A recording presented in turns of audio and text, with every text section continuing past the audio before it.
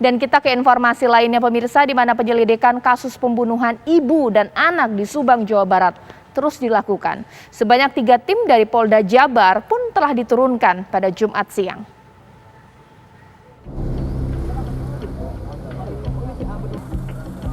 Selain mencari jejak pelaku dari kendaraan yang menjadi lokasi korban ditemukan, petugas juga menggelar prarekonstruksi untuk mendapatkan gambaran yang lebih utuh. Untuk itu, petugas melibatkan para saksi yang dianggap diperlukan keterangannya. Itu langkah-langkah untuk mencari jejak-jejak, ya, jejak-jejak pelaku di situ. Itu adalah pekerjaan identifikasi seperti itu. Ini melibatkan dari Polda juga, kan? Iya, ada yang dari Polda. Tujuan dari prarekonstruksi ini untuk apa, Pak? Untuk mengetahui alur ceritanya. Seperti apa ceritanya.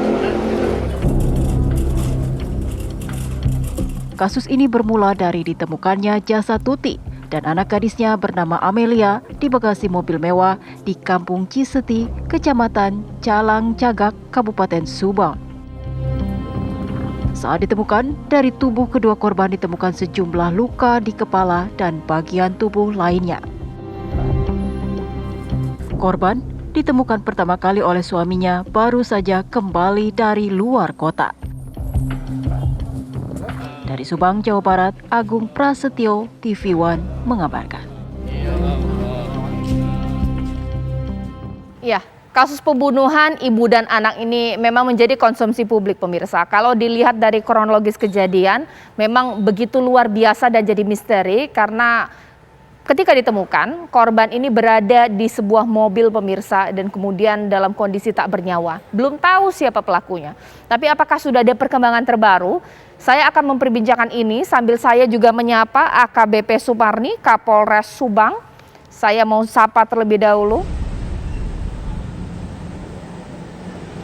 Selamat malam, Ibu Sumarni. Ya, selamat malam. Bu Sumarni. Selamat malam, Mbak. Iya, singkat terlebih Selamat dahulu malam. ya. Hingga malam hari ini, pelaku sudah berhasil diketahui tidak?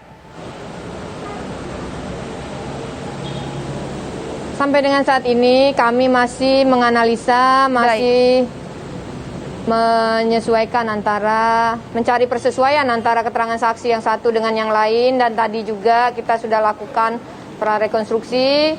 Malam ini kita juga akan melakukan permintaan keterangan keterangan tambahan ya dari saksi yang sudah dimintai keterangan sebelumnya, dan kemudian kami akan gelar perkara malam ini. Baik, Bu Sumarni ditahan dulu karena perbincangan ini memang sudah jadi konsumsi publik. Karena biasanya kerap kalau peristiwa pembunuhan yang melatar belakangi adalah cinta segitiga. Apakah ini sudah mengarah ke arah sana? Sesaat lagi di Apa Kabar Indonesia Malam. Kembali lagi di Apa Kabar Indonesia Malam. Selain saya sudah tersambung dengan AKBP Sumarni, Kapolres Subang, saya sudah bersama dengan Pak Thomas Sonario di sini ya, pengamat atau kriminolog kita di sini. Dan mungkin pertama kali saya ke Ibu Sumarni. Bu, karena kan ini kalau kita lihat di sosial media kan sudah banyak yang mulai berkomentar, mulai dari bertanya ini apakah di baliknya ada karena cinta segitiga, ada dendam pribadi. Nah, sejauh ini sudah mengarah ke arah mana, Bu Sumarni? Ya, kita masih menganalisa ya Mbak, persesuaian keterangan saksi antara satu dengan yang lain, kemudian dengan barang bukti yang kita temukan di TKP, dan kami juga belum bisa menyampaikan di sini gitu loh. Nanti kalau kita udah jelas, sudah fix, baru kami akan sampaikan. Dan sudah ada titik terangnya Mbak, sudah ada titik terangnya. Insya Allah dalam waktu dekat kita juga sudah bisa sampaikan. Halo? Siapa saja yang diperiksa Bu atas kasus Ini putus ini? nih kayaknya. Baik, Ibu Sumarni bisa dengar suara saya?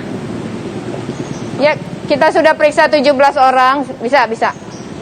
Sudah 17 orang yang kita periksa, ditambah hari ini 3 orang, jadi totalnya 20. Di antara yang diperiksa adalah keluarga-keluarga dekat, korban, kemudian tetangga, RT, dan orang-orang yang ada kaitannya dengan korban.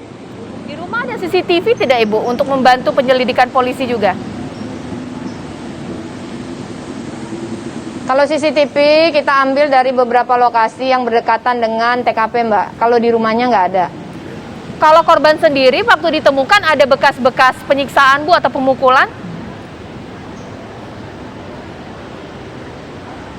Berdasarkan hasil otopsi, memang ada luka robek yang terjadi di kepala kedua korban, di mana luka robek tersebut juga ada patah tulang tengkorak dan ada memar di otak.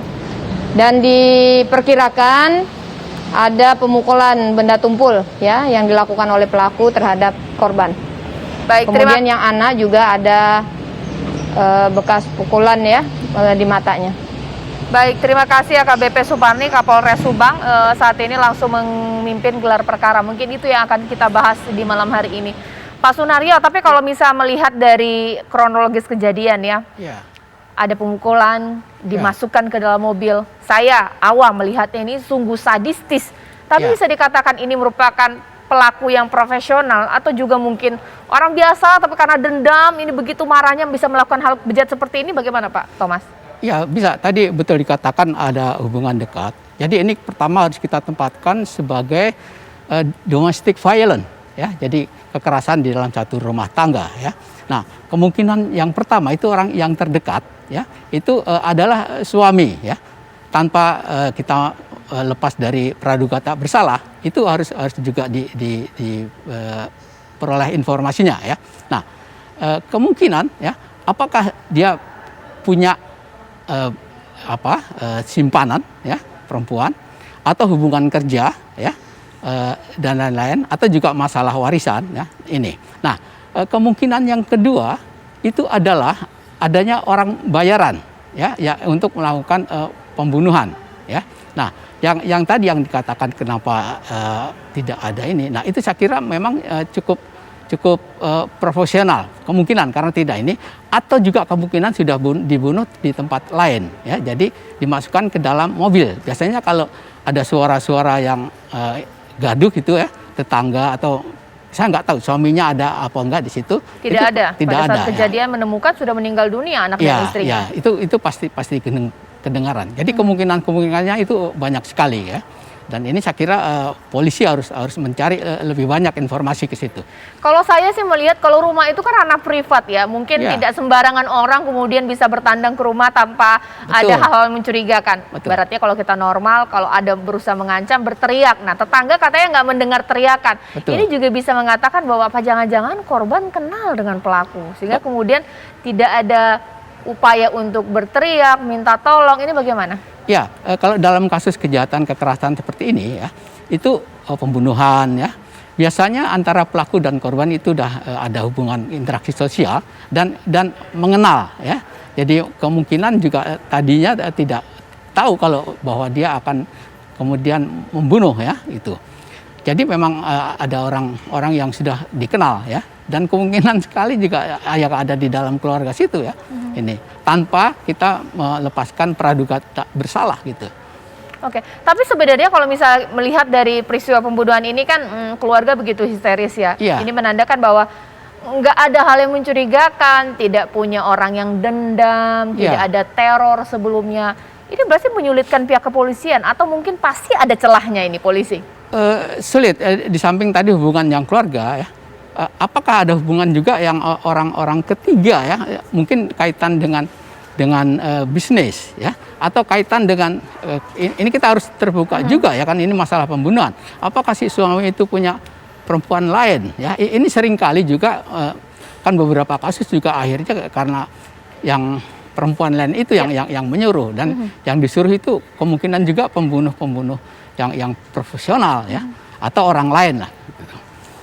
Nah, kalau misalnya kemarin saya juga sempat berbincang dengan pihak RT dari korban, mengatakan bahwa ini rumah korban ini begitu apa ya, jauh dari tetangga. Jadi ini juga memudahkan pelaku untuk kabur begitu ya Pak ya? Berarti ini sudah dilihat potensi rumah untuk melakukan tindakan kejahatan juga pasti potensial tidak ketahuan begitu ya? Sudah survei sebelumnya pastinya? Iya, saya kira dia akan melakukan kejahatan ya. Dia sudah mempelajari dulu kemungkinan kalau dia nanti sudah melakukan, lalu dia harus melepaskan diri dari incaran orang-orang sekitar ya, atau siapapun gitu. Jadi sudah dipelajari. Gitu.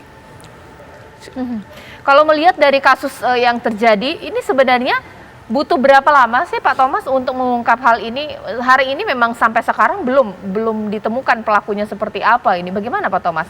Saya kira ini kemampuan dari polisi ya. Polisi kan sudah sekarang melakukan penyidikan yang menggunakan ilmu pengetahuan ya, sidik jari atau kemungkinan bisa dicari surat-surat ya, bahan-bahan lain. Kalau ada juga handphone dan sebagainya ya. Mungkin sekitar 2-3 hari harus bisa polisi bisa mengungkap ya, atau secepatnya.